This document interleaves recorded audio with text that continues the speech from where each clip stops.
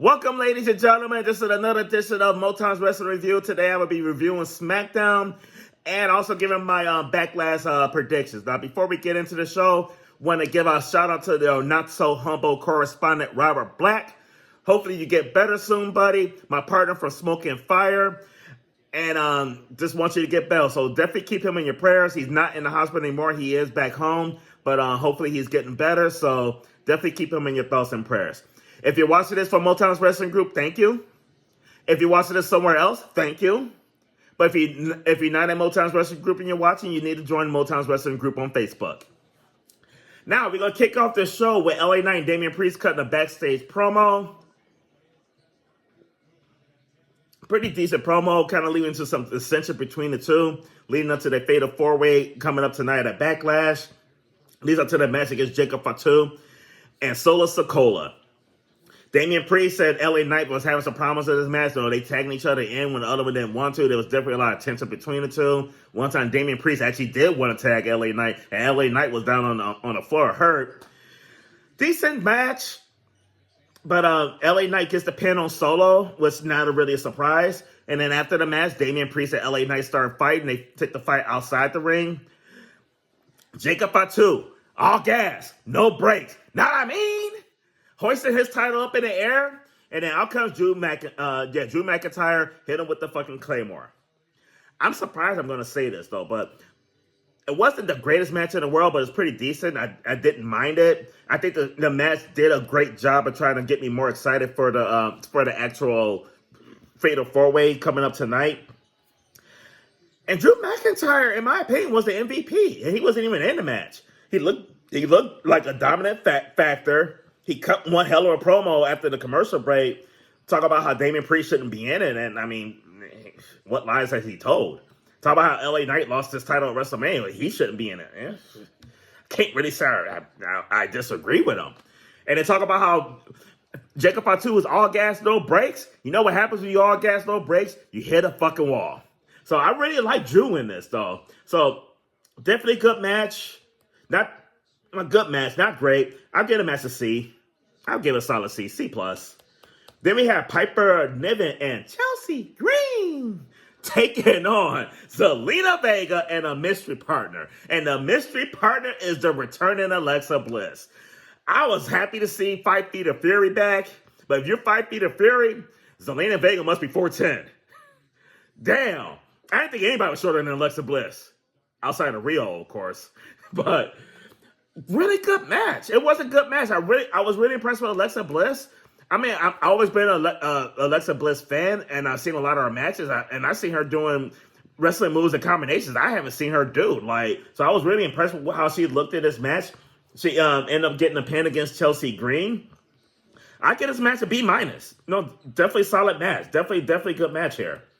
Charlotte comes out to cut a promo and everything, and then Charlotte had the audacity. Charlotte Flair, I never thought I'd see these words.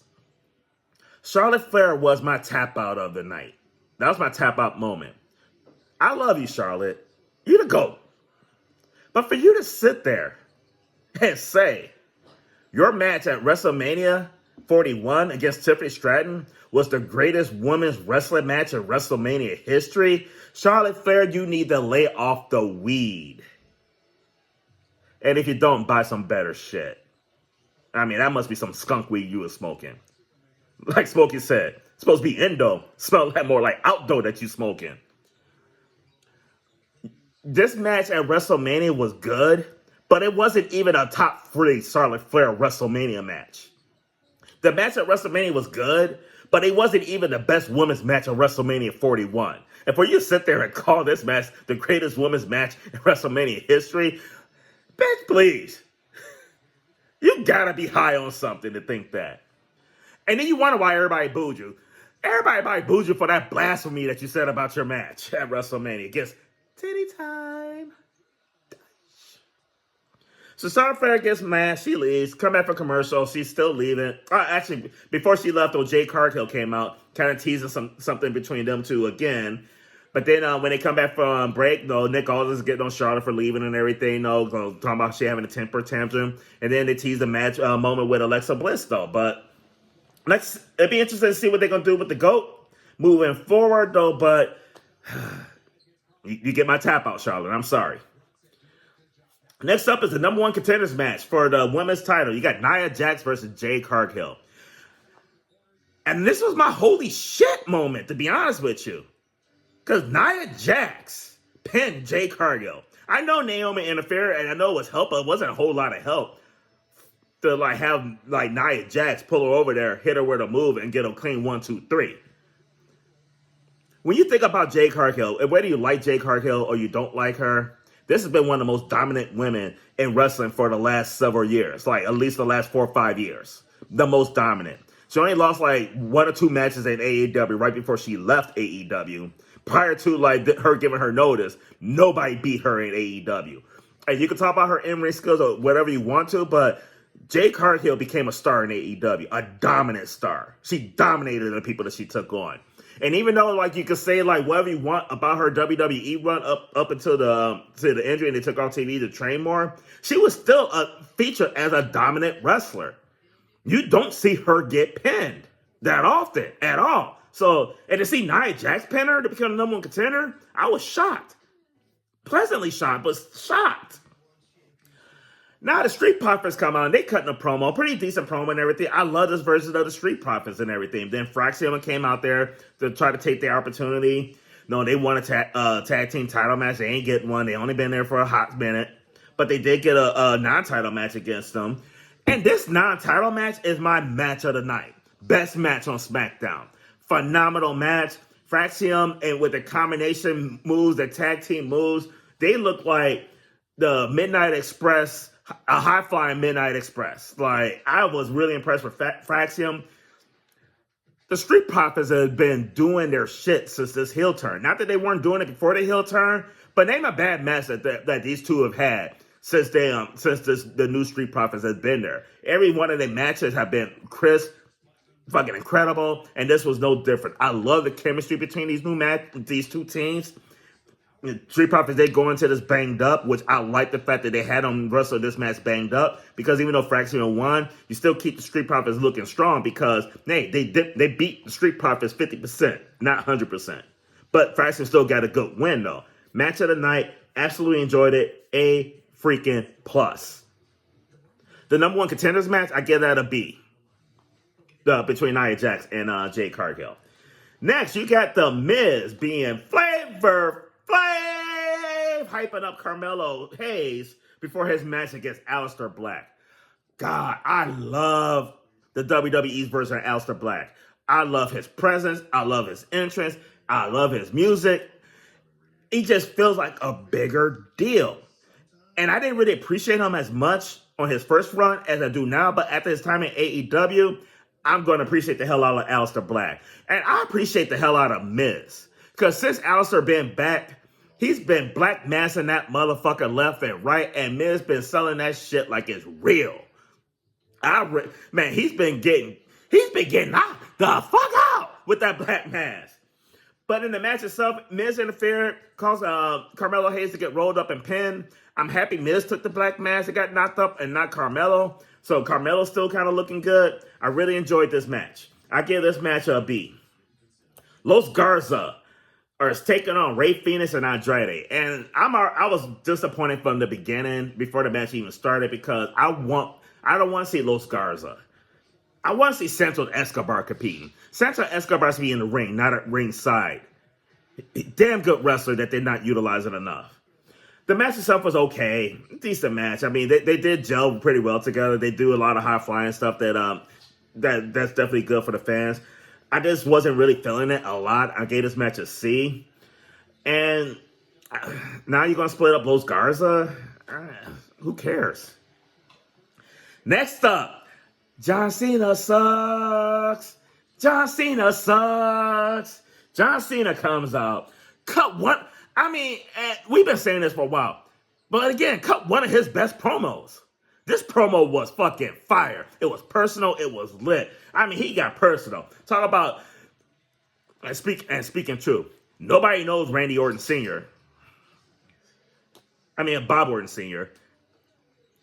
The only thing Bob Orton Jr. did that was relevant was knock up Randy Orton's mother. Pretty. And my favorite, Randy Orton is going to be like his 2006 drug test. A failure. Damn, this motherfucker getting savage and shit. I fucking loved it. I loved the promo. Then they had the little version of Randy Orton that looked like was left in the dryer too long. He came out to give a RKO, and then instead he gets the AA. I don't know how John Cena didn't realize that it wasn't really Randy Orton. This motherfucker's about 100 pounds lighter. And then out come Randy Orton. Bang! Diamond Cutter. RKO. And that's how we close out the show. I hear voices in my head. They counsel me. They understand. They talk to me. They talk to me. God, I love Randy Orton. It's a shame he's going to lose tomorrow. Oh, wait, that wasn't a prediction. That's a spoiler. Speaking of predictions, though, my predictions for Backlash, and we're going to just kind of run them down quickly as soon as I can pull it up here. You got Dirty Dominic Mysterio versus Cero Mero Penta. This is a match that could go either way, but the way I'm predicting it is Dirty Dom. I don't think they're going to take the title off of him yet. Dirty Dom's going to pin Penta. I think Finn Balor is going to try to make it look like they're cool and help out Dominic beat him, setting up the turn later that they don't see coming. So, with the help from Finn Balor, the typical Judgment Day, almost like the Horsemen. You fight one, you fight them all. Dirty Dom gets the win here. Gunther versus Pat McAfee. Jesus Christ.